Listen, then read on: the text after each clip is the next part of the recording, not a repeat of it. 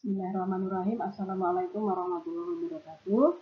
Bertemu kembali dengan pelajaran pengetahuan alam kelas 8 semester genap dengan materi peredaran darah pada manusia di SMP Muhammadiyah Merauke, masih dengan Bunda Sri Irawati. Kompetensi dasar 3.7 masih seperti materi pertama dan kedua, yaitu menganalisis sistem peredaran darah pada manusia dan memahami gangguan pada sistem peredaran darah serta upaya menjaga kesehatan sistem peredaran darah. Frekuensi denyut jantung.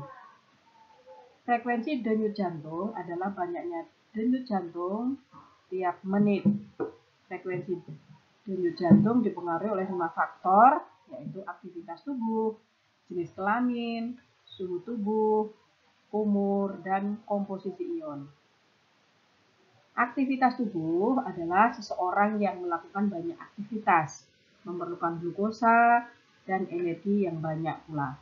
Untuk memenuhi kebutuhan glukosa dan energi tersebut, jantung harus memompa darah lebih cepat. Jenis kelamin. Perempuan memiliki denyut jantung lebih tinggi daripada laki-laki. Dalam kondisi normal, denyut jantung perempuan sekitar 72 sampai 80 denyutan per menit. Sedangkan denyut jantung pada laki-laki sekitar 64 sampai 72 denyutan per menit. Suhu tubuh. Semakin tinggi suhu tubuh, maka semakin cepat pula frekuensi denyut jantung. Hal ini terjadi karena adanya peningkatan proses metabolisme sehingga diperlukan peningkatan pemasukan oksigen dan pengeluaran karbon dioksida. Umur. Pada janin, denyut jantungnya sekitar 140 sampai 160 denyutan per menit. Semakin bertambahnya umur, semakin rendah frekuensi denyut jantungnya. Hal ini karena semakin berkurangnya kebutuhan energinya. Orang dewasa dengan orang lansia energinya lebih banyak orang dewasa karena aktivitasnya lebih padat. Komposisi ion. Jantung berdenyut secara normal dipengaruhi oleh komposisi ion yang seimbang di dalamnya. Jika terjadi ketidakseimbangan, maka akan menyebabkan bahaya bagi jantung. Gangguan dan penyakit pada sistem peredaran darah. Akibat ketidakseimbangan sistem peredaran darah dapat disebabkan oleh banyak faktor, di antaranya makan makanan yang berlemak secara berlebihan, kekurangan zat besi, dan sebagainya, sehingga menyebabkan gangguan dan penyakit pada sistem peredaran darah. Gangguan dan penyakit sistem peredaran darah antara lain jantung koroner, stroke, varises, anemia, hipertensi, dan hipotensi. Yang pertama kita pelajari tentang jantung koroner. Jantung koroner merupakan salah satu penyebab utama kematian di negara maju maupun negara berkembang. Penyakit jantung koroner terjadi jika arteri koronaria tidak menyuplai oksigen yang cukup ke otot-otot jantung.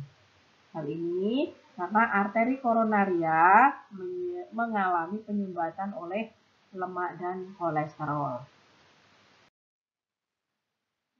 Ini adalah gambar dari jantung koroner, ya, gejala jantung koroner, dada nyeri di sebelah kiri yang sakitnya menjalar ke punggung belakang sehingga tangan, kaki rasa terbakar di dada dan leher seperti tercekik. Cara mengetahuinya adalah melalui pemeriksaan yang ada di rumah sakit. Jika ada gejala-gejala serangan jantung, maka segeralah periksa ke rumah sakit untuk menunda kefatalan terkecil dan penyakit jantung koroner ini. 4 hal yang paling mempengaruhi terjadinya penyakit jantung koroner adalah kolesterol, hipertensi, gula darah, dan merokok. Ya. Tips agar terhindar dari penyakit jantung koroner adalah memulai pola makan dan hidup sehat, tidak merokok. Bagi yang diabetes untuk selalu mengontrol dan mulai menjaga emosional agar tetap stabil. Arteri koronaria adalah pembuluh darah yang menyuplai nutrisi dan oksigen ke otot-otot jantung. Jika otot-otot jantung tidak menerima nutrisi dan oksigen, maka otot-otot jantung tidak bisa berkontraksi sehingga jantung tidak dapat berdenyut. Gejala penyakit jantung koroner adalah dada terasa sakit, sakit pada lengan dan punggung, napas pendek, dan kepala pusing. Berikut terjadinya penyumbatan arteri koronaria. Jadi di sini terjadi penyumbatan arteri koronaria yang tersumbat oleh lemak. Upaya pencegahan penyakit jantung koroner yaitu melakukan aktivitas olahraga dan istirahat yang teratur, menjaga pola makan yang sehat, menghindari minuman beralkohol, menghentikan kebiasaan merokok, menghindari stres yang berlebihan, menjaga berat badan dalam kondisi yang ideal. Olahraga teratur dan istirahat yang teratur.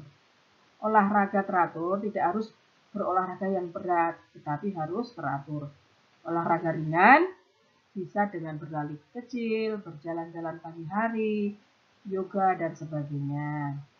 Apabila ingin olahraga yang berat seperti lari maraton, bulu tangkis, ataupun sepak bola, maka harus diawali dengan pemanasan. Yang berikut adalah stroke. Stroke adalah penyakit yang terjadi karena kematian jaringan di otak yang disebabkan kurangnya asupan oksigen di otak. Hal ini terjadi karena pembuluh darah di otak tersumbat oleh lemak, kolesterol, atau salah satu pembuluh darah di otak pecah. Nah, kita harus melakukan olahraga seperti ini. Ya, di SMP Muhammadiyah kita kenalkan ada banyak olahraga seperti pengembangan diri, tapak suci seperti ini. Kalian boleh ikut ya. Tidak usah terlalu malu-malu, ikuti saja kegiatan-kegiatan positif yang ada di sekolah. Kemudian senam juga rutin dilakukan, bisa kalian lakukan di rumah bersama keluarga, bisa sendiri atau bisa bersama teman-teman. Jalan pagi sehat ini adalah foto ketika Bapak Ibu guru kegiatan Hari Guru ya di Berdiatsai.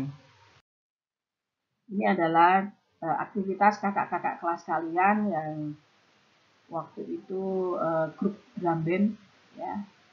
Ada guru pembinanya yaitu Ibu Lydia Novita Rusen. Nah, di sini ada pembuluh darah otak yang mengalami pecah di sini, maka menyebabkan jaringan otak itu mati. Ya. Apa yang menyebabkan penyumbatan? Terutama pada pola makan kita, ya, konsumsi makanan yang berlemak itu kita kurangi. Kemudian penyakit yang keempat adalah varises. Varises adalah suatu keadaan di mana pembuluh darah balik atau vena itu mengalami pelebaran dan terpuntir. Varises biasanya terjadi di kaki. Nah, varises itu seperti ada otot-otot yang menonjol kelihatan ya, dari luar itu kelihatan. Nah, di sini varises. Jadi ada pembuluh vena itu secara normal seperti ini. Nah, kemudian karena ada varises, maka di sini terjadi penyumbatan sehingga ototnya di sini terlihat menonjol keluar ya. Dari luar kelihatan warna-warna biru. Upaya menghindari varises yaitu ketika tidur sebaiknya tungkai dinaikkan 15-20 cm. Hal ini dilakukan setelah melakukan perjalanan jauh atau beraktivitas yang melelahkan. Kemudian hindari berat badan yang berlebih, hindari berdiri yang terlalu lama, kemudian olahraga secara teratur, misalnya berjalan, berenang, ataupun senam. Kemudian menghindari memakai sepatu hak tinggi yang terlalu sering. Ya, jadi kita pakai sepatu atau sendal yang datar. Yang berikut, yang kelima yaitu anemia. Anemia adalah gangguan yang disebabkan karena kekurangan hemoglobin atau eritrosit. Apabila kadar hemoglobin dalam darah rendah, maka menyebabkan tubuh kekurangan oksigen, sehingga tubuh merasa lesu, pusing, dan muka pucat. Anemia yang terjadi akibat gangguan produksi eritrosit. Hal ini terjadi karena tubuh kekurangan zat besi dan bisa juga karena mengalami pendarahan yang hebat. Berikut perbandingan eritrosit normal dan penderita anemia. Nah, pada kondisi yang normal, eritrositnya cukup banyak. Sedangkan pada penderita anemia, eritrositnya berkurang sehingga tubuh kelihatan pucat, lemas.